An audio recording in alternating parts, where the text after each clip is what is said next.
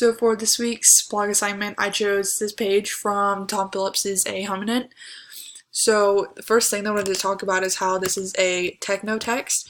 So the definition of a technotext is a text that foregrounds the inscription technology used to produce it. So you can see the original text from a human document in the back, the blackened text has been shadowed out, but in this case our foreground or main focus is words that are whited and bolded that we can see, like home, recalled, to art, his Italy, and these are the focal points that make this a technotext. So after that, I also wanted to talk about how this is a hypertext. So a hypertext is a print or electronic text that has links, chunked text, and multiple reading paths.